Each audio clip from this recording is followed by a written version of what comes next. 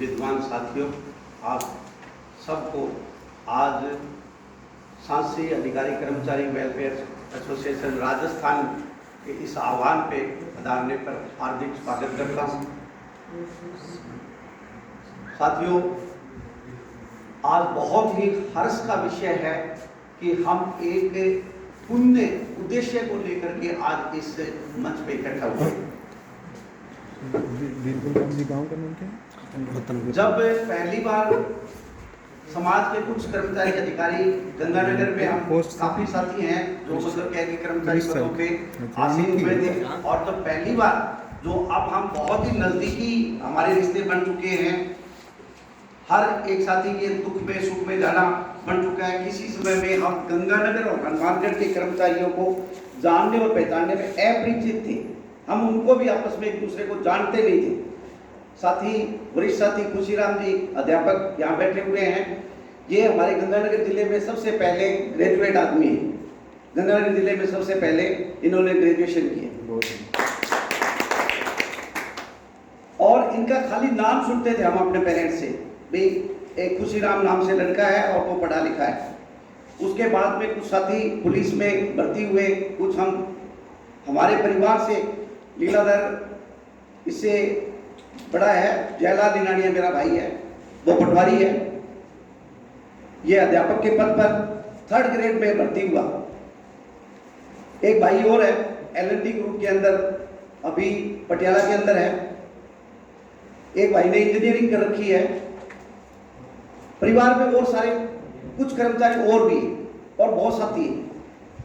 तो तब जब ये खुशी होती थी कि एक कर्मचारी मिला यार, अपना समाज कुछ कर रहा है, समाज में कुछ गति आ रही है। तो राजस्थान लेवल पे जब इस आह्वान को लेकर के हम जब एक दूसरे से परिचित होंगे, संगठित होंगे, जब कार्य की योजना बनाएंगे, जितना इस संविधान में लिखा है, जी योजना बनाई है, जो उद्देश्य बनाया है, अगर हम उसका 10% भी पहुंच पाए।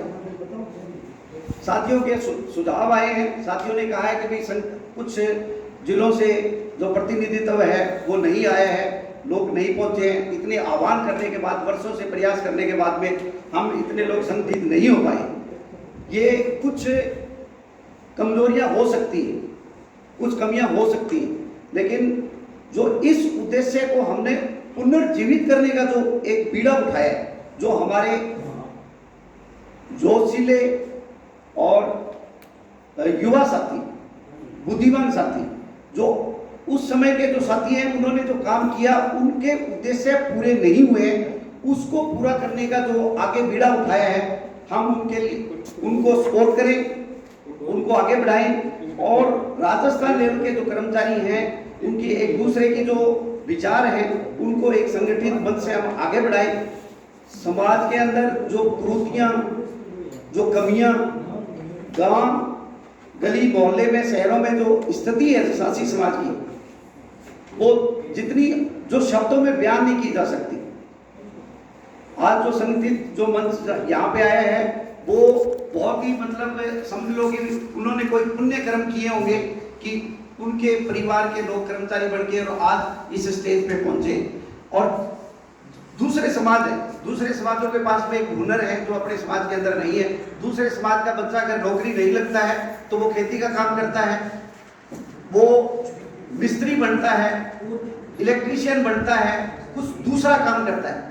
अपने समाज की जो पीढ़ीगत जो विचारधारा है, या तो दूसरों की बेगार करना, खेतों में काम करना, या फिर कचरा बीनना, ये सारे जो काम है वो पीढ़ीगत चले आ रहे हैं। इनके अलावा उनके पास में कोई टारगेट नहीं है, उनको कोई गाइड करने वाला नहीं है कि अगर आप ये काम ना करके दूसरे जो समाज के लोग हैं, पैसा उनके पास भी नहीं है, गरीबी वहां भी है, जो दूसरे लोग हैं काम करते हैं, अपने जीवन यापन करते हैं, लेकिन उसमें एक संस्कृति होती है, उसमें एक गरिमा होती है। अपने समाज के कुछ जो काम है, जो स्थिति है जो गाँव में, वो बहुत ही दयनीय है। उनको काम करने का ढंग नहीं है, वो उनको कोई दिशा देने वाला कोई नहीं है।